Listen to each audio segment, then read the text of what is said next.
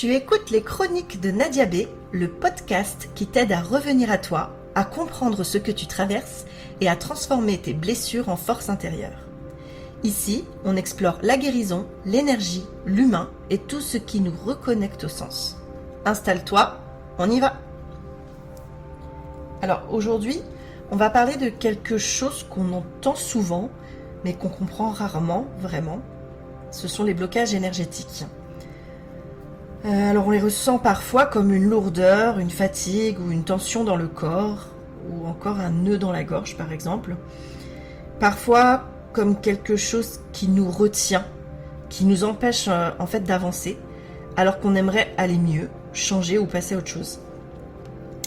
Et très souvent on se dit j'ai un problème, je suis complètement bloqué et c'est moi qui ne vais pas bien. Mais en fait en réalité, le blocage déjà il n'est pas contre toi. Ça, c'est important de le comprendre. C'est pas un échec, mais c'est un message.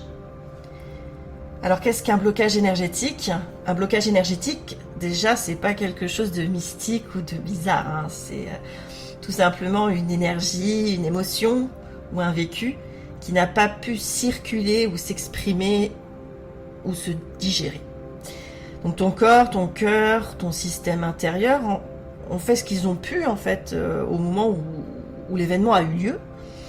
Et quand c'était trop dur, trop rapide, trop douloureux et trop intense, l'énergie s'est figée. Et en fait, elle s'est stockée quelque part. Donc c'est pas pour te punir, hein, mais en fait c'est pour te protéger. Et on peut dire qu'un blocage, c'est un arrêt momentané du mouvement intérieur. En fait, c'est un endroit où la vie n'a pas pu aller jusqu'au bout d'elle-même. Alors comment il se crée ? Alors ils naissent quand tu as vécu un choc émotionnel très fort, une émotion forte que tu n'as pas pu exprimer par exemple, un choc ou un événement que tu as dû encaisser sans vraiment le comprendre, une douleur que tu n'avais pas les ressources pour traverser, une parole par exemple aussi que tu as ravalée, une situation où tu as dû tenir, gérer fortement que tu as subi. Et comme on nous apprend rarement à laisser circuler nos émotions et qu'on nous laisse rarement aussi pleurer, qu'est-ce qu'on fait ? On les garde. On les contient et on les range. Mais en fait, ce qu'on garde à l'intérieur, ça devient un blocage énergétique.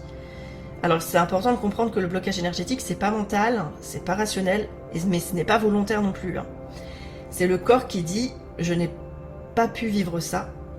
C'était trop dur, c'était trop lourd, alors je le garde en attendant d'aller mieux. Alors comment ça se manifeste ? Un blocage, ça peut apparaître tout simplement dans le corps. Ça peut être le ventre serré, une gorge nouée, une tension, un cœur lourd, mais ça peut être aussi des maladies chroniques, des douleurs dans le corps. Ça peut être dans les émotions. Alors on va parler peut-être d'hypersensibilité ou au contraire une absence de ressenti.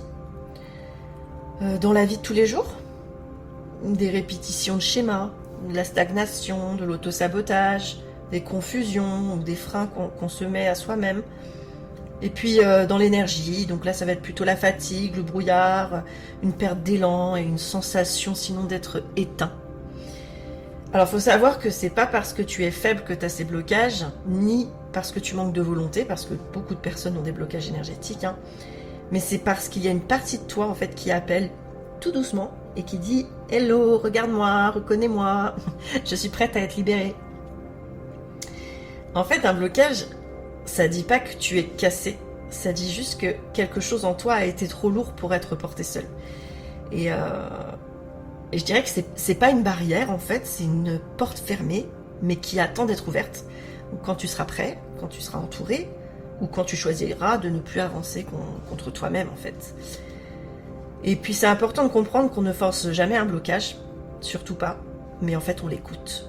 Et quand on l'écoute, il se transforme. Alors aujourd'hui, je vais te laisser avec une question simple mais puissante. Qu'est-ce qui résiste encore en toi ? Et si cette résistance n'était pas une faiblesse, mais en fait une partie de toi qui attend d'être entendue ?